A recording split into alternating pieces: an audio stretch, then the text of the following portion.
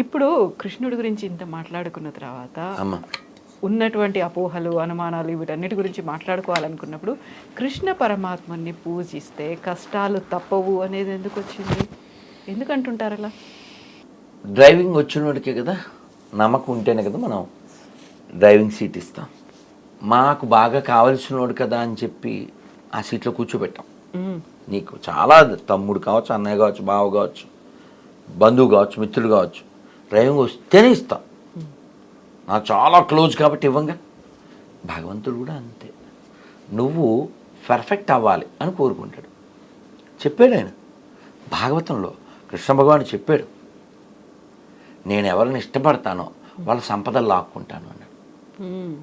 మా పెద్ద స్వామి వారు, ప్రభుపాదులు వారు, ఇస్కాన్ ఫౌండర్ వారు చెప్పారు, 2 ఫ్యాక్టరీలు ఉండేవి, మెడిసిన్ డే ఫార్మాస్యూటికల్స్ అని బాగా నడిచేవి, ఒక్కొక్కటి కొలాప్స్ అయిపోయినాయి. వ్యాపారం మొత్తం కొలాప్స్, ఏది ముట్టుకున్నా మట్టి అయిపోతుంది. అప్పుడు నాకు గుర్తొచ్చింది ఈ శ్లోకం.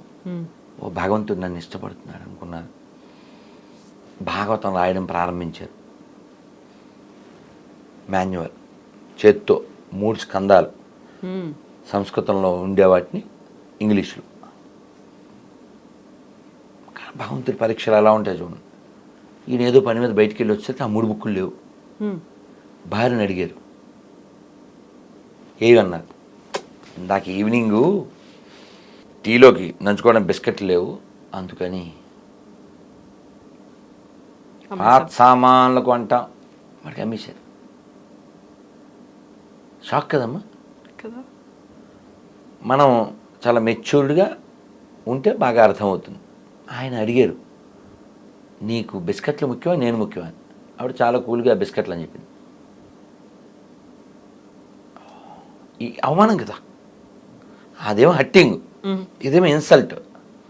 చేత్తో రాసిన మాన్యువల్ ఏమో పాత సామాన్లకి వెళ్ళిపోయి సమాధానం ఏమో ఇలా వస్తే ఏమిటివంటి? ఓ, నువ్వు ఇంట్లో ఉన్నది చాలే, ఆ పరమార్థం అది. ఇప్పుడు ఇప్పుడు ఉదాహరణకి ఈ రూమ్ మనం వెకెట్ చేయాలనుకోండి, ఇక్కడ ఫోన్ అన్నా మనని హంట్ చేయాలి, లేదు ఏదో ఒక ఉత్పాతం, ఏదో బాగుంది కదా అంటాం, ఎక్కడికే భోజనాలు తెప్పించుకుని ఎక్కడే పడుకుని అంటే అలా ఉంటుంది. కాబట్టి నువ్వు వెకెట్ చేయాలి, ఏదో రీజన్ కావాలి. సో ప్రభుపాదుల వారికి అర్థమైంది, ఓ ఇంకా మనకి ఉపదేశం వచ్చింది, వి షుడ్ లీవ్. అలా ఆయన బృందావనం వెళ్ళి ఈరోజు మనం మాట్లాడుతున్నాం, కొన్ని లక్షల మంది బాగుపడ్డారు. ఒక సందేశం ఏదో అలా అందింది. ఈ సంపదలన్నీ నేను లాక్కుంటా అని చెప్పారు, లాక్కున్నారు, అవమానాలు ఇచ్చారు, ఇబ్బందులు ఇచ్చారు, ఇన్సల్ట్ అయ్యేలా చేశారు. ఎందుకు? నువ్వు బయటికి రావాలి, నువ్వు బయటకు వస్తేనే కదా ఇంతమంది బాగుపడ్డారు. అలా అందుకే మా పెద్ద స్వామి చెప్తారు ప్రభుపాదుల వారు, O Lord, you have thousands of hands, if you give something I can't pay, if you take I can't stop. భగవంతుడా, 1000 చేతులు కలిగిన నువ్వు ఏదన్నా నాకు ఇస్తే నా 2 చేతులతో నేను మొయ్యలేను, నువ్వు లాక్కుంటే ఆపలేను. అది భగవంతుడు. సహస్రశీర్షా పురుష కదా. కాబట్టి భగవంతుడు మనందరి ఎడ చాలా దయ కలిగి ఉన్నాడు. మనం ఆ దయని అర్థం చేసుకోవట్లేదు. వానకి పక్షపాతం ఉంటుందా? వానకి పక్షపాతం ఉంటుందా? ఉండదుగా. ఆ కురిసినప్పుడు ఆ నీళ్లు కొన్ని నదుల్లో పడతాయి, కొన్ని ఇసుకలో పడతాయి, కొన్ని రాళ్ళల్లో పడతాయి, కొన్ని ఓసర క్షేత్రములు అంటారు, అంటే చాలా హార్డ్, ఆ భూమి చాలా అంటే నిస్సంతు లాంటిది,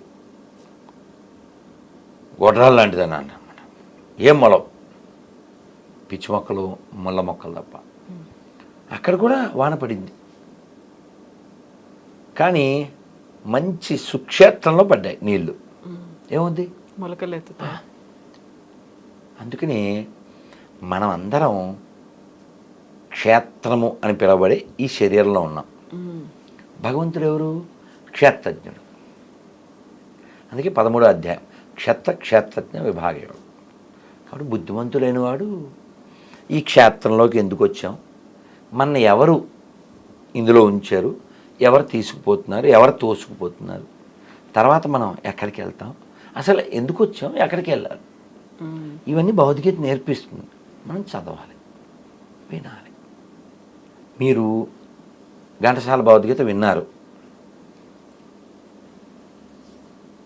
విద్యాభూషణ్ భగవద్గీత అని కొట్టాను.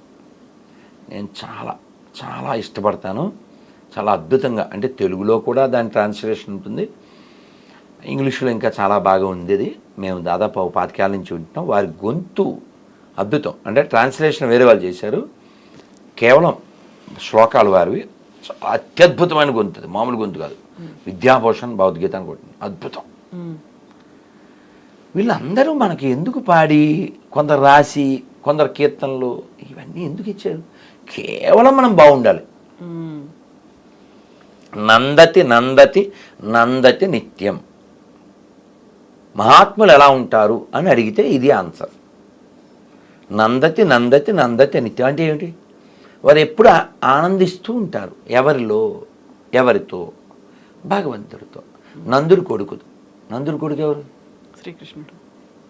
కాబట్టి మనం అందరం కూడా ఆనందమయోభ్యాసాత్ అనబడేటువంటి స్థితి మనది. మనం ఆనందంగా ఉంటే మన హక్కు. మనని ఉపనిషత్తులు ఏమని పిలుస్తాయి? నీ పేరు ఉపనిషత్తుల ప్రకారం అమృతస్య పుత్ర. నువ్వు పాపివి కాదు, నువ్వు అమృతస్య పుత్ర. Your belongs to great personalities. కాబట్టి మన పూర్వీకులు మనని ఆనందంగా ఉండడం ఎలాగో నేర్పించి మనకి ఎన్నో ఇచ్చి వెళ్ళారు. కానీ నువ్వు ఆనందం అక్కడ కాకుండా ఇంకెక్కడో వెతికితే, ఓ చిన్న కథ చెప్తాను సరదాగా, ఓకే, యాప్ట్గా. వెతుకుతున్నాడు ఓ పెద్ద ఆయన, నోన్ పర్సన్, అందరికీ తెలిసిన. ఏంటి సార్ అంటే, ఉంగరం పోయిందని. మనమే ఉన్నాం, పెద్ద మనిషి అయినా మనం కూడా వెతుకుతాంగా. చాలాసేపు వెతికాక మన ఆకాష్కి డౌట్ వచ్చింది. సార్ ఉంగరం ఎక్కడ పోయింది సార్ అన్నాడు. అది పంజాగుట్ట దగ్గర పోయింది అన్న. సార్ ఇక్కడ లైటింగ్ బాగుందని. అట్లా లైటింగ్ బాగుంటే దొరుకుద్దా? అలా ఎక్కడ పోయిందో అక్కడ కదా వెతకాలి. అలా మనం భగవంతుడి దగ్గర నుంచి వచ్చాం. మళ్ళీ మనకు ఆనందం ఎప్పుడు వస్తుంది? భగవంతుడి దగ్గరికి వెళ్తేనే. దీనికి మా ప్రభుపాదుల ద్వారా ఒక ఉదాహరణ ఇచ్చారు. పిల్లవాడు ఏదో ఒక తిరణాలకు వెళ్ళాడు వాళ్ళ అమ్మతో. చాలా బాగుంటుంది, నేను చాలా కాలం క్రితం చెప్పాను అది. పిల్లవాడు తప్పిపోయాడు, వాళ్ళ అమ్మ చెయ్యి నుంచి తప్పిపోయాడు. తప్పిపోతే గుళ్ళో ఓ మూల కూర్చొని ఏడుస్తున్నాడు. వీడు వాళ్ళ అమ్మతో వస్తూ ఉన్నప్పుడు ఇది కావాలన్నాడు.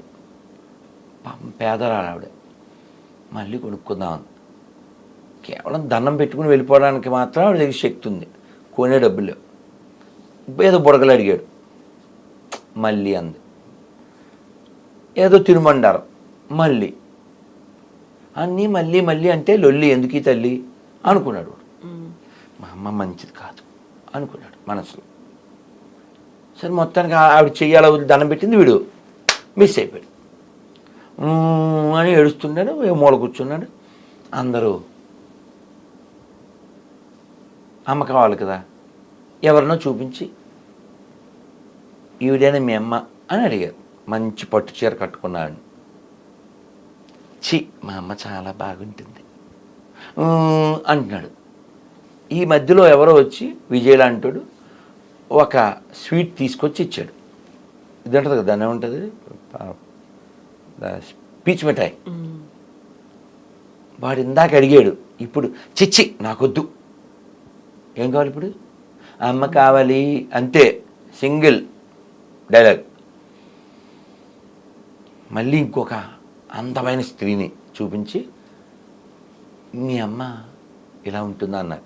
చిచ్చి మా అమ్మ చాలా బాగుంటుంది అని ఇలా అనేసి అంటున్నాడు. మళ్ళీ ఇంకొక ఆయన వచ్చి ఒక ఇందాకేదో బుడగలు అడిగాడుగా, అది తీసుకొచ్చి ఇచ్చారు. నాకొద్దు, అమ్మ కావాలి. మళ్ళీ ఇంకో అందమైన స్త్రీని, నగలు బాగా వేసుకున్న స్త్రీని చూపించారు. మీ అమ్మ ఎలా ఉంటుందని. మా అమ్మ చాలా బాగుంటుంది ఇలా అనేసి మళ్ళీ ఏడుస్తున్నాడు. మళ్ళీ వీడికి ఏదో బట్టలు అన్న ఏమొద్దన్నాడు. ఫైనల్గా ఏడుస్తూ ఒక మాసిపోయిన బట్టలతో, చెరిగిపోయిన జుట్టుతో, కళ్ళు లోపలికి వెళ్ళిపోయిన ఒక నల్లని స్త్రీ బాబు అని వచ్చి ఎత్తుకుంది. వీడు ఏం చెప్పాడు ఇందాక మనకి, వీళ్ళ అమ్మ ఎలా ఉంటుందని చెప్పాడు. లొల్లి చేసి అమ్మొద్దు మనకి అనుకున్నాను. ముందు వీళ్ళందరూ అది తిను ఇది అన్నట్టు ఏమన్నాడు.